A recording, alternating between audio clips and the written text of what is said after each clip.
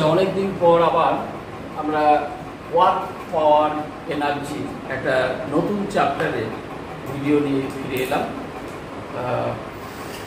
এই চ্যাপ্টারটা আমরা এই এপিসোডে, অর্থাৎ এই যে এটা করা হচ্ছে ভিডিওটা, এটার মধ্যে আমরা বেসিক কনসেপ্ট অফ ওয়ার্ক এটা নিয়ে আলোচনা করছি। তারপরে আস্তে আস্তে আমরা পুরো ডিটেলসে ঢুকবো। তো ফার্স্টে আসি ওয়ার্ক। ওয়ার্ক বলতে আমরা কি বুঝি? সাধারণত বোঝা যায় যে আমরা কোনো একটা বস্তুর উপরে যদি আমরা একটা বল প্রয়োগ করি এবং তার যদি একটা ডিসপ্লেসমেন্ট হয়, তাহলে বলা হয় যে কাজ করা হলো। যদি ডিসপ্লেসমেন্টটা এস হয় আর এই যে ফোর্স সেটা যদি এফ হয়, তাহলে work done is equal to F into S. Work হচ্ছে কিন্তু একটা স্কেলার প্রোডাক্ট, অর্থাৎ এফ ভেক্টর, এস ডিসপ্লেসমেন্ট, তারও একটা দিক আছে, তাহলে এটাও একটা ভেক্টর, কিন্তু এই ওয়ার্ক হচ্ছে স্কেলার প্রোডাক্ট।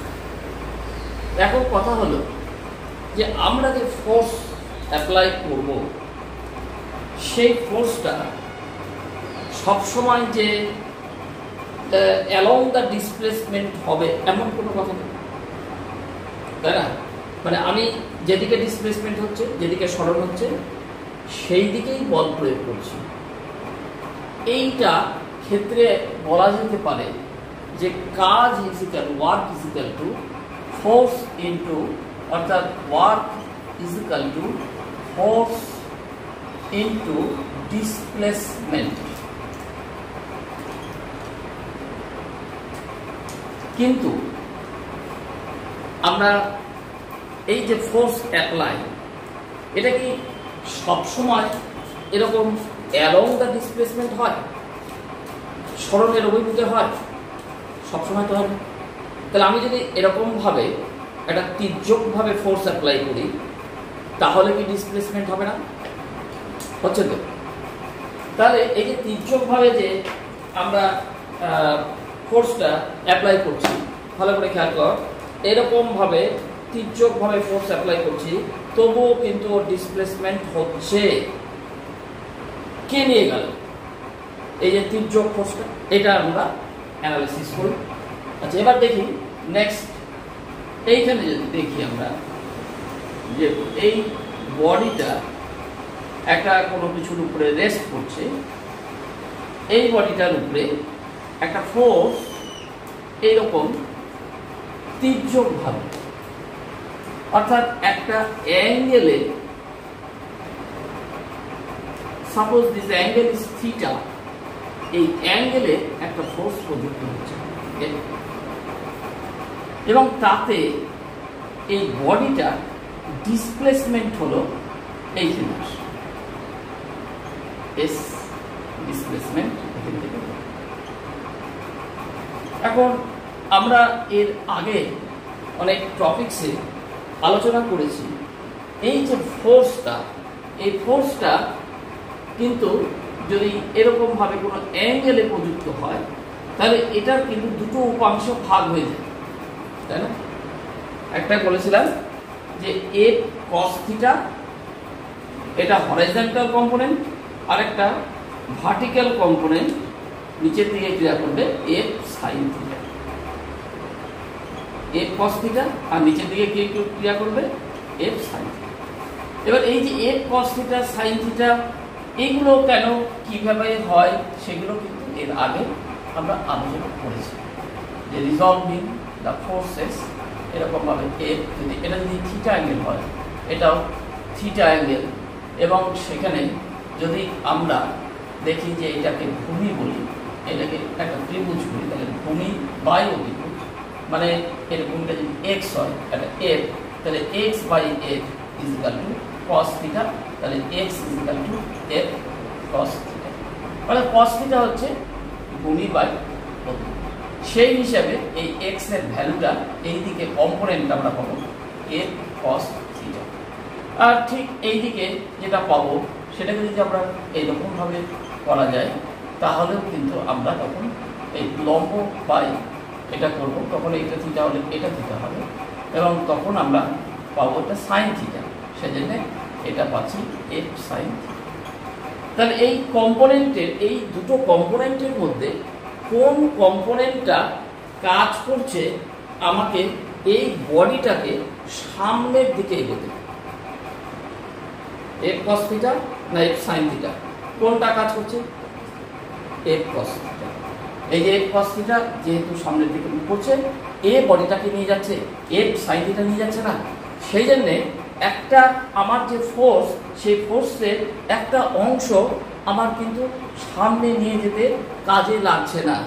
অর্থাৎ আমাকে এইভাবে বডিটাকে ঠেলতে কষ্ট লাগছে, কারণ ফোর্সের সম্পূর্ণ ফোর্সটা এখানে কাজ করছে না।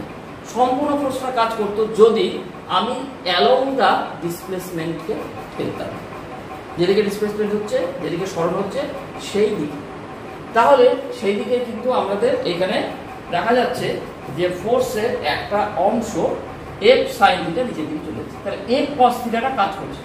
তাহলে এক্ষেত্রে আমরা work done is equal to পাবো F cos theta into S, that is equal to F S cos theta. তাহলে এই ওয়ার্কের জেনারেল ডেফিনিশন আমরা পাবো যে work is equal to F S cos theta.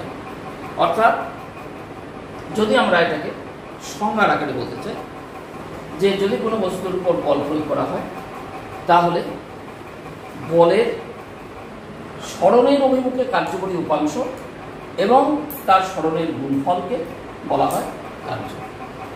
সরণের অভিমুখে বলের কার্যকরী উপাংশ, এই যে সেটা কোনটা?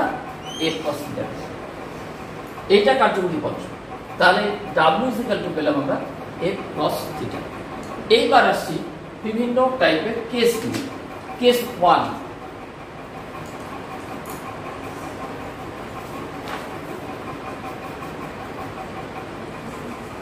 বিভিন্ন টাইপের কেস নিয়ে আসছি।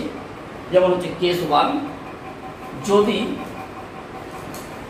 যদি অর্থাৎ if case 1 if theta is equal two 0 degree, তাহলে কি হবে?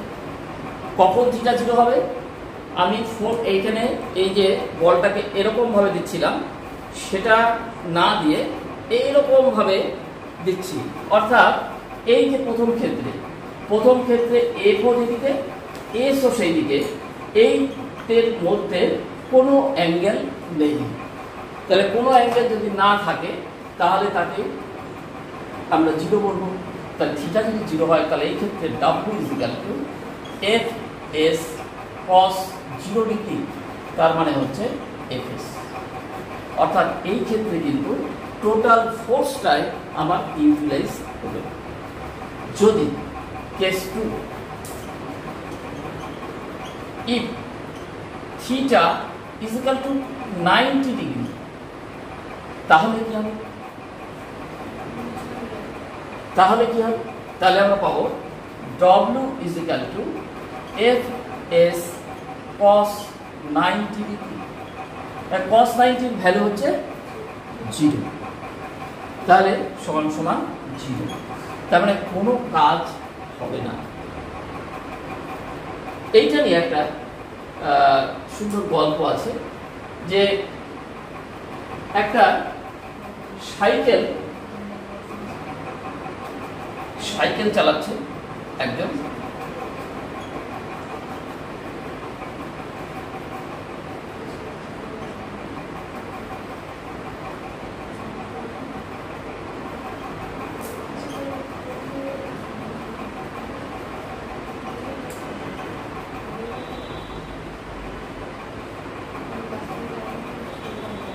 আরেকজন এখান থেকে মানে সাইকেলে তো জাস্ট বসে আছে, আর তার বন্ধু সাইকেলটাকে ধাক্কা মেরে ঠেলে দিচ্ছে। সামনের দিকে। তো এটা দুজনের মধ্যে একটা তর্কাতর্কি হয়েছে। কিছুদিন পৌঁছানোর পর যে কে কাজ করবে। ও বলছে যে আমি তো ধাক্কা মেরে তোমাকে নিয়ে গেছি, তাহলে আমি কাজ করলাম। আবার ও বলছে কেন, আমি তো সাইকেলের উপরে বসেছিলাম এবং বসে আমার যে ওজন, সেই ওজনটা নিচের দিকে ক্রিয়া করেছে এবং ওজন is equal two mg, that is also force, আমি তো ফোর্স দিয়েছি। তাহলে ফিজিক্সের ভাষায় বলছে যে আমিও তো ফোর্স দিয়েছি। আবার ও বলছে যে আমি ধাক্কা মেরেছি, তাহলে আমিও ফোর্স অ্যাপ্লাই করেছি। তাহলে কাজ কে করলো? কে কাজ করলো কি মনে হয়? যে ধাক্কা দিচ্ছে সে কাজ করলো। আর ও বলছে যে আমিও তো বসে আছি মানে আমার ওজন W, সেটা equal to m into g, মানে ভরের সাথে ত্বরণ গুণ হয়ে গেছে, অভিকর্ষজ ত্বরণ গুণ হয়ে, তাহলে ওটাও তো ফোর্স। তাহলে আমিও তো ফোর্স অ্যাপ্লাই করেছি এবং আমার ডিসপ্লেসমেন্ট হয়েছে, কিছু দূর আমি চলে গেছি, সেখান থেকে s ডিসপ্লেসমেন্ট হয়েছে, তাহলে আমিও তো কাজ করলাম। কিন্তু এখানে যে বসে আছে সে কোনো কাজ করলো না। কেন করলো না? তার কারণ হচ্ছে এই যে ডিসপ্লেসমেন্ট এই দিকে, আর তার যে ফোর্স ওয়েটটা দিচ্ছিল সেটা এই দিকে, তাদের ভিতরের অ্যাঙ্গেল হলো 90 ডিগ্রি। এই যে 90 ডিগ্রি এটা 0, আর ও যেটা ফোর্স অ্যাপ্লাই করছে আর সেই দিকে ডিসপ্লেসমেন্ট হচ্ছে F, আর এদিকে S। তাহলে এই যে F এবং S এদের মধ্যে অ্যাঙ্গেল হচ্ছে 0, তার মানে এখানে ও W is equal two FS cos 0 করেছে, তার ফলে FS করেছে। বোঝা গেছে ওয়ার্ক? এবার আসছি ইউনিট, বিভিন্ন ইউনিট নিয়ে ওয়ার্ক।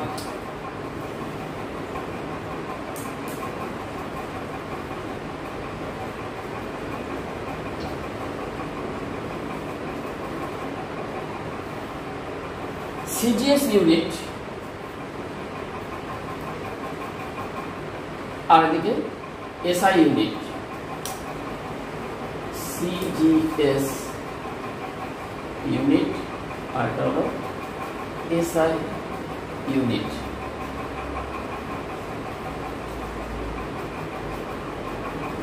এটাকে একদিকে এটাকে বলা হয় চরম বা পরম একক, অ্যাবসলিউট ইউনিট। আরেকটা বলবো আমরা গ্র্যাভিটেশনাল, অভিকর্ষীয় একক, সেটা হচ্ছে গ্র্যাভিটেশনাল ইউনিট। এই দুই প্রকারের ইউনিট নিয়ে আমরা আলোচনা করব এই সিজিএস এবং এসআই। সিজিএস এ আমরা যেহেতু ওয়ার্ক ইজ ইকুয়াল টু, আমরা কি জেনেছি, work is equal to F আর S, তাই তো, ফোর্স আর ডিসপ্লেসমেন্ট। তাহলে ফোর্স মানে হচ্ছে বল, তাহলে বলের একক কি সিজিএস? বলের একক না সিজিএস, নিউটন তো এসআই, ডাইন। তাহলে হবে আমরা এখানে লিখতে পারি ডাইন। আর এস মানে ডিসপ্লেসমেন্ট, সরণ হয়েছে, সরণ সিজিএস এ কত কি একক? সেন্টিমিটার। তাহলে এই ওয়ার্কের যে একক সেটা হলো ডাইন সেন্টিমিটার। ডাইন সেন্টিমিটারকে কি বলা হয়? আর ই আর আর। তাহলে যদি এর এককটা আমরা সংজ্ঞা বলি, কি বলবো? সংজ্ঞা কিভাবে বলবো? যে বল কোনো বস্তুর উপর এক ডাইন বল প্রযুক্ত হয়ে যদি বস্তুটি সরণ, মানে বলের অভিমুখে সরণ 1 সেন্টিমিটার হয়, তাহলে বলের দ্বারা কৃতকার্যের পরিমাণ হবে 1 আর। এটা হলো ডেফিনিশন। তেমনি আমরা যদি এসআই বলি তাহলে কি হবে? আবার দেখ, তোরাই পারবি। W is equal two FS। W সমান কি লিখবো? F এরটা কি লিখবো? বল, F নিউটন, আর এটা মিটার, তাহলে হলো নিউটন মিটার। এই নিউটন মিটার এর কি নাম? জুল জে দিয়ে লেখা। তাহলে এখানে কি বলবো, যে কোনো বস্তুর উপর 1 নিউটন বল প্রয়োগ করে যদি বলের প্রয়োগ বিন্দু মানে বলের যে কার্যকরী উপাংশ সেটা যদি সরণের অভিমুখে 1 মিটার তার যদি সরণ হয় বলের কার্যকরী উপাংশের অভিমুখে আর কি, তাহলে সেই বলের দ্বারা কৃতকার্যের পরিমাণ হবে 1 জুল। আচ্ছা, এবার হচ্ছে গ্র্যাভিটেশনাল। গ্র্যাভিটেশন বলতে কি জিনিস? সিজিএস অভিকর্ষীয় একক কি?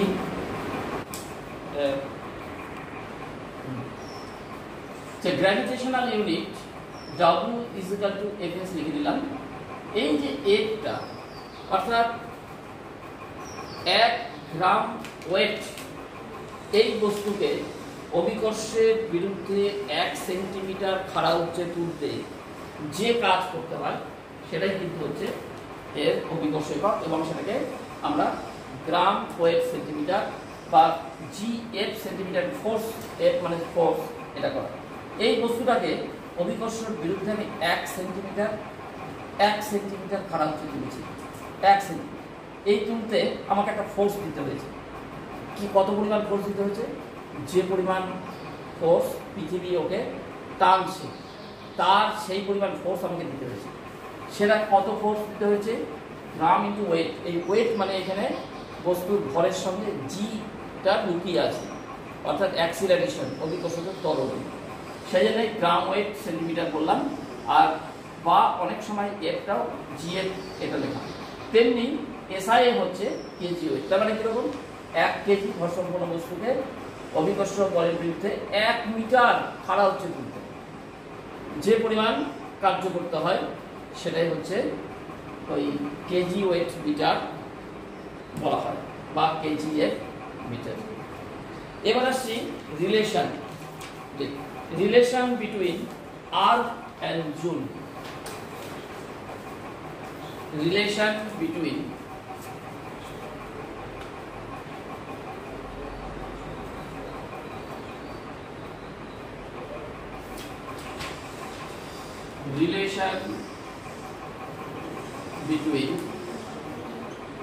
arc and joule.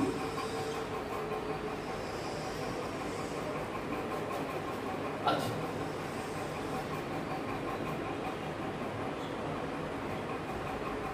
1 arc বা 1 জুল, যদি আমি 1 জুল দিয়ে শুরু করি, 1 জুল এটা বলতে কি বুঝবো? জুলটা কার একক বলেছিলাম? জুলটা কার একক? এসআই এর অ্যাবসলিউট একক, অ্যাবসলিউট ইউনিট। তাহলে সেই এসআই যদি হয় তাহলে ওর ফোর্স হচ্ছে কত? 1 নিউটন ইন্টু 1 মিটার। নিউটন মিটারকে জুল বলে। তাহলে 1 নিউটন সমান কত ডাইন? 1 নিউটন সমান 10 two the power 5 dine. 10 two the power 5 dine.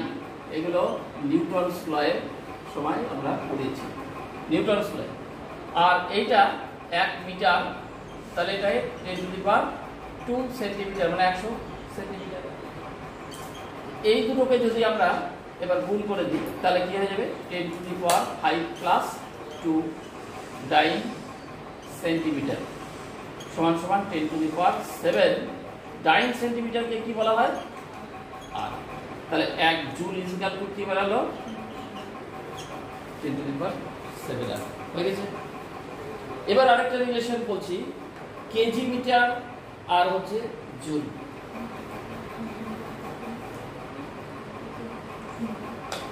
Relation between kg metre and joule.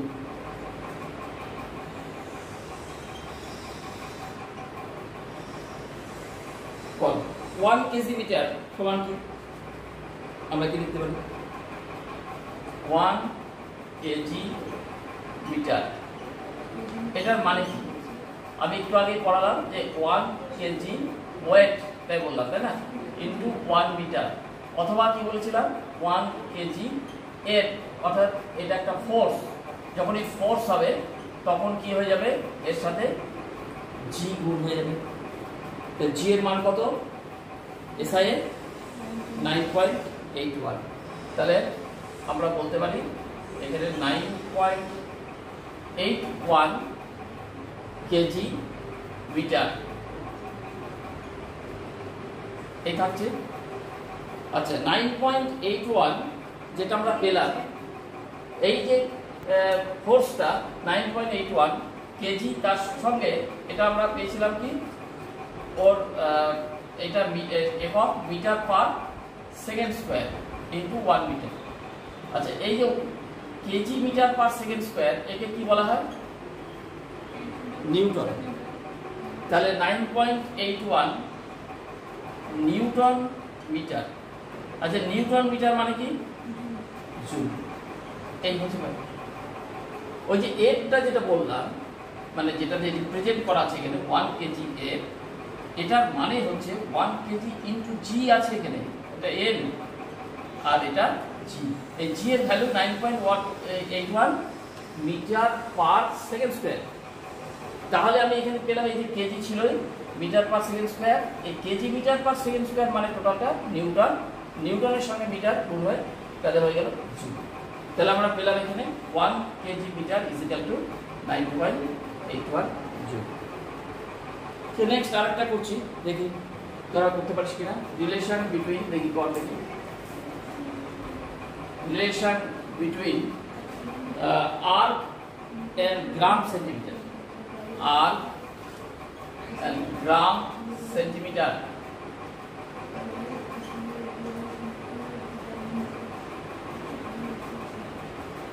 কত হবে,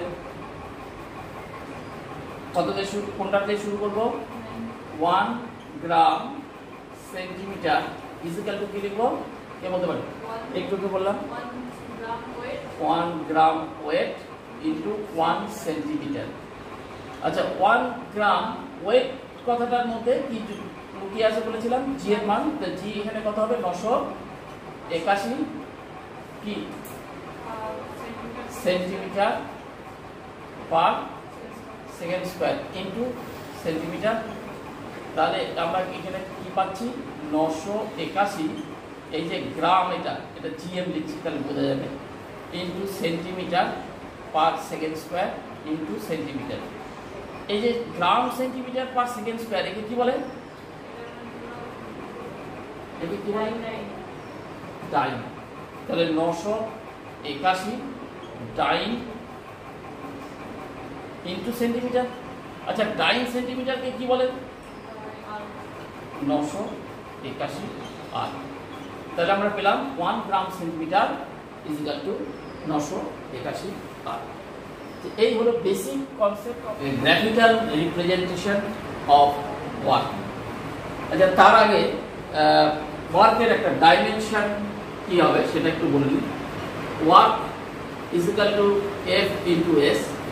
তাহলে এফ এর ডাইমেনশন কি, আমরা যদি মনে করি যে এফ এর ডাইমেনশনটাও ভুলে গেছি, তাহলে কি করব, এফ ইজ ইকুয়াল টু আবার আমরা জানি এম ইন্টু এ ইন্টু এস। আচ্ছা এম, এম মানে কি, এম তো ভর, তাহলে তার ডাইমেনশন আমরা জানি, কিন্তু এ মানে কি হচ্ছে, এ মানে অ্যাক্সিলারেশন। তাহলে এম ইন্টু অ্যাক্সিলারেশন, সেটা আবার চেঞ্জ অফ অ্যাক্সিলারেশন হচ্ছে rate of change of velocity. আচ্ছা আবার আমরা ভি, সেটা আবার কি, ভি হচ্ছে সরণের কি, সরণকে টাইম দিয়ে ভাগ করবো। তাহলে displacement divided by time, displacement divided time divided by T into S. তাহলে আমরা পাচ্ছি এখানে M into S by T square into S. তাহলে এমটা এম, এস হচ্ছে এল, আর টি হলো টি স্কোয়ার, আর ইন্টু যে এস তার যে ডাইমেনশন সেটাও কিন্তু হচ্ছে এল। তাহলে আমরা পাচ্ছি এখানে M L square T to the power minus 2। এই হচ্ছে ওয়ার্কের ডাইমেনশন। আমরা যদি পুরো জিনিসটাকে বের করি আর কি, যদি ভুলে যাই যে আমরা এফ এর ডাইমেনশন জানি না, তাহলে আর যারা জানে এফ এর ডাইমেনশন কি জানিস বলি, বল m n e to the power -2 into s হলো l, তাহলে আমরা একবারেই বের করতে পারবো n l square e to the power -2। কিন্তু যদি এটাও মনে না থাকে তাহলে টোটালটা এরকম ভাবে বের করা যায়। আচ্ছা, এবার আসছি আমরা গ্রাফিক্যাল রিপ্রেজেন্টেশন। আচ্ছা, গ্রাফিক্যাল রিপ্রেজেন্টেশনে আমরা বলেছিলাম যে যদি y অ্যাক্সিস বরাবর একটা ফোর্স ধরি আর এই x অ্যাক্সিস বরাবর ডিসপ্লেসমেন্ট ধরা যায়, তাহলে কি দেখবো আমরা যে ফোর্স যত অ্যাপ্লাই করব ডিসপ্লেসমেন্ট ততটাই হবে। তার মানে আমরা এখানে ডিসপ্লেসমেন্ট, তাহলে এখানে ফোর্স,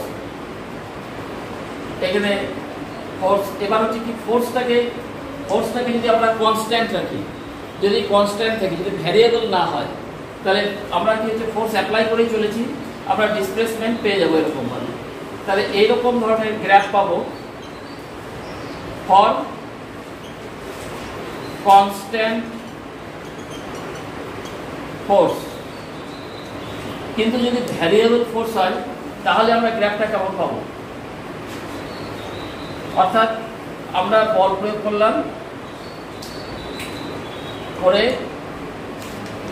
এইখানে দেখা গেল যে এই সময় F1 বল প্রয়োগ করেছি, তখন একটা ডিসপ্লেসমেন্ট হয়েছে, মনে করি এই পজিশনে ডিসপ্লেসমেন্ট এসছে।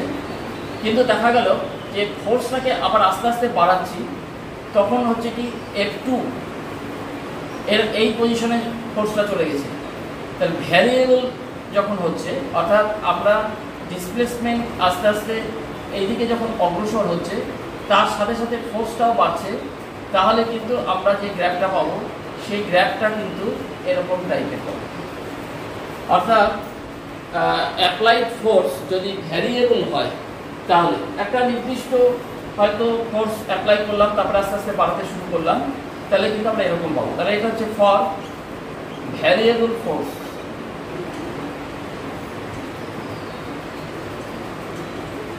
আচ্ছা, এখন এই যে ডিসপ্লেসমেন্টটা কত হবে যদি আমরা গ্রাফ থেকে বের করতে, এই ওয়ার্কটা কত হবে সেটা যদি আমরা এই গ্রাফ থেকে ক্যালকুলেট করতে চাই, যেহেতু আমরা জানি যে work done is equal to F into S, অর্থাৎ ফোর্স এবং ডিসপ্লেসমেন্টের গুণফল করলে তবে আমরা ওয়ার্ক পাচ্ছি। তাহলে এই যে গ্রাফটা, তার যে এরিয়াটা, কারণ এটা ফোর্স আর এটা হচ্ছে ডিসপ্লেসমেন্ট, তাকে যদি আমরা গুণ করি তাহলে এই যে একটা রেক্ট্যাঙ্গেল পেয়েছি, তার যে এরিয়া, এই এরিয়াটাই রিপ্রেজেন্ট হবে এর work, area of the graph. এখানে F ভার্সেস S, এই যে F ভার্সেস S, এই যে প্লট করা হয়েছে, প্লটেড গ্রাফ এটা বলতে পারি আমরা, প্লটেড গ্রাফ, এই গ্রাফিক্যাল চিত্র যেটা পেয়েছি আমরা রেক্ট্যাঙ্গুলার, তার যে এরিয়াটা সেটাই কিন্তু ওয়ার্ক ডান। এটার ক্ষেত্রে যদি F1 হয়, এখানে যদি F2 হয়, তাহলে আমরা পাবো তার যে এরিয়াটা এখানে পাবো, সেটা হচ্ছে F1 plus F2 divided by 2 into S, এইটা পাবো। এখানেও কিন্তু ওয়ার্ক ডানটা হচ্ছে এরিয়া অফ দ্য, এটা কি ট্র্যাপিজয়েডাল সেকশন, তার এই যে দুই বাহুর যোগফল ইন্টু তাদের মধ্যে দূরত্ব। এই হচ্ছে গ্রাফিক্যাল রিপ্রেজেন্টেশন। আজকে মতো এখানে রাখছি, আবার নেক্সট কোনো একটা ভিডিও নিয়ে ফিরে আসছি।